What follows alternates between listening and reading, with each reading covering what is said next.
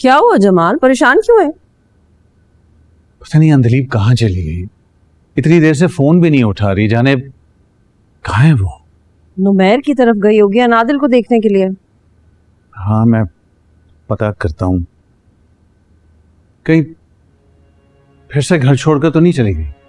समझाया था उसको, नाराज हो गई होगी। कुछ नहीं होता जमाल, आप ऐसी क्यों दिल में वहम पालते हैं? कोई काम होगा, बाहर गई होगी, उठा लेगी फोन, कुछ नहीं होता। हेलो। हाँ नुमैर, वो अंधलीप तुम्हारी तरफ तो नहीं आई? नहीं अंकल, सब खैरियत है।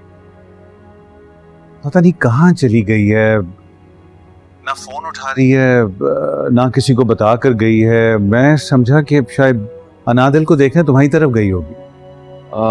अंकल मैं फिलहाल तो हॉस्पिटल में हूँ। अगर वो घर गई होगी तो अम्मी मुझे फ़ोन करके इन्फॉर्म कर देंगी। पता नहीं बेटा, उसको समझाने की कोशिश की थी, नाराज हो गई थी। परेशान नहीं हो अंकल, किसी काम से गई होगी, घर पहुँच जाए तो मुझे इन्फॉर्म कर दीजिएगा। सही, ओके, थैंक यू।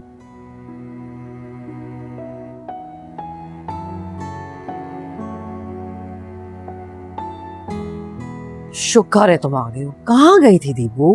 तुम्हारे बाबा ने तुम्हें इतनी कॉल्स की, तुम फोन भी नहीं उठा रही थी। बता के तो जाती ना, इतना परेशान हो रहे थे वो।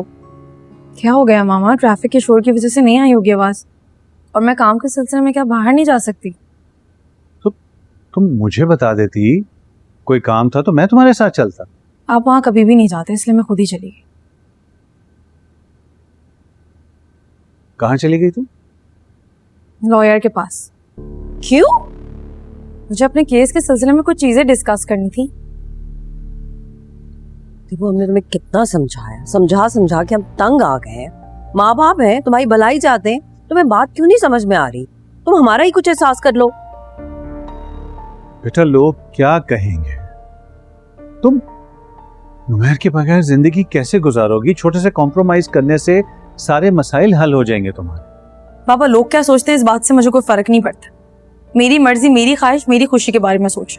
ये रिश्ता मेरे लिए बोझ बन चुका है।